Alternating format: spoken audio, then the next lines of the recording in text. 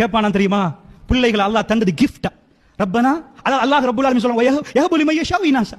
நான் உங்களுக்கு பிள்ளை பொம்பளை பிள்ளைய தந்தேன்னு சொல்லல, ஆம்பளை பிள்ளைய தந்தேன்னு சொல்ல, கிஃப்ட் தந்தேன். அந்த பிள்ளையோடய உங்க லைஃப். நீங்க எதுக்கோ இளைஞர்கள் அங்க நடப்பாங்க இங்க நடப்பாங்க, ஒரு போக்கு கடையில இருந்து பேசுவாங்க, ஒரு வீடு கட்டணும் என்ற ஃபீலிங் வராது.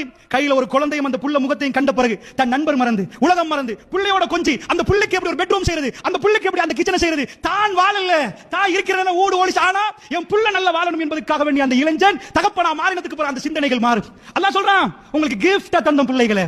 கிஃப்ட் இது நான் தந்தேன் என்று சொல்லல, கிஃப்ட் தந்தன்றான். கிஃப்ட் தந்துட்டு சும்மா இப்ப நினைக்கிறீங்களா? குல்லுக்கும் ராயின். இதெல்லாம் தந்ததுக்கு பிறகு மறுமை நாள் நிப்பாட்டி கேட்பானா? ஒரு ஆட்டு பண்ணியை தந்து ஓநாய்கள் இருக்கிற இடத்துல மேய்க்க தந்தால் ஆட்டு மேய்க்கிறவன் வந்து சொல்லக்கூடாது, இன்றைக்கு ஒரு ஆடு போச்சு, அந்த ஓநாய் தான் கொஞ்சம் தூக்கம் போச்சு, அங்கால போய் நாளைக்கு 4 ஆடு போச்சு, அவன் ஆடு மேய்க்கிறதுக்கு லாய்க்கு இல்ல. ஆடு மேய்க்கிறவன் தன்னுடைய ஒரு ஆடு அவனுக்கு அவ்வளவு பெருமதி, அந்த அவ்வளவு ஆடையும் பாதுகாத்து ஓநாய்களுக்கு இடம் கொடுக்காம பார்க்கணும். வாழ்க்கை என்பது விதம் விதமாக சாப்பாடு போட்டு டைல் பிடிச்ச அறைகளை பிள்ளைகளுக்கு கொடுத்து சொகுசான வீடுகளை ஏர் கண்டிஷன் பண்ணி கொடுத்து ஐ அம் டன், நான் எல்லாம் செஞ்சுட்டேன், என் பிள்ளைகளுக்கு எல்லாத்தையும் செஞ்சுட்டேன். நோ, ஒரு நாளும் இல்லை. அல்லாஹ்வுடைய நல்லடியார்கள், ஒரு போதும் இல்லை. உங்க பிள்ளைக்கு இல்ம கொடுங்க.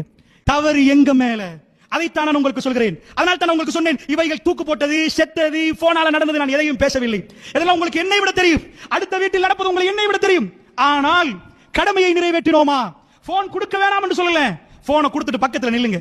கத்திய கொடுத்த பிள்ளைக்கு நீங்க நிப்பீங்களே, கரண்ட்ல வேலை செய்யற பிள்ளைக்கு பாப்பீங்களே, இதே மாதிரி இந்த போன்ல ஹலால் நிறைய இருக்கிறது, நிறைய இருக்கிறது, நிறைய இருக்கிறது, படிப்பதற்கு நிறைய இருக்கிறது. அல்லாஹ்வுடைய நல்லடியார்களே, அதனால் என் கருத்து போன் இருக்கணும், கொடுக்கணும், கொடுக்காமல் இருப்பதில்லை. அவருடைய ஒவ்வொரு மூளை முடுக்கும் படிச்சிருக்கணும். ஆனா உங்க பிள்ளை அமெரிக்காவுக்கு அனுப்புங்க, 50 வருஷம் உங்க பிள்ளைக்கு பயம் இல்லாம நீங்க நிப்பீங்க. அங்க போக்கு இருக்குதே, நோ ப்ராப்ளம், என் மகன் சாப்பிட மாட்டான், அவனுக்கு வாந்தி வந்துருமே, தப்பி தவறி சாப்பாடு கொடுத்து எவனா சொல்லிட்டா கையை போட்டாவது எடுத்துருவான். அவ்வளவு நம்பிக்கை உங்களுக்கு, அவ்வளவு அருவருப்பை விட்டுனீங்க. இந்த கூத்தாடிகளை பத்தி எத்தனை நாள் பேசுனீங்க வீட்டுல? கூத்தாடி கூத்தாடி கூத்தாடின்னு சொல்லலையா? இவர்கள் பெருமானார் முகத்துல கரி பூசலாங்கன்னு சொல்லலையா? ரசூலுல்லாஹ்வுக்கு ஏதாவது உருவப்படம் வரைந்தால் நாம் துடிக்கிறோம். யா ரசூலல்லாஹ், உங்களுக்கு வரைய விட மாட்டோம். யா ரசூலல்லாஹ், உணர்வோடு வருகிறோம், துடித்து பேசுகிறோம்.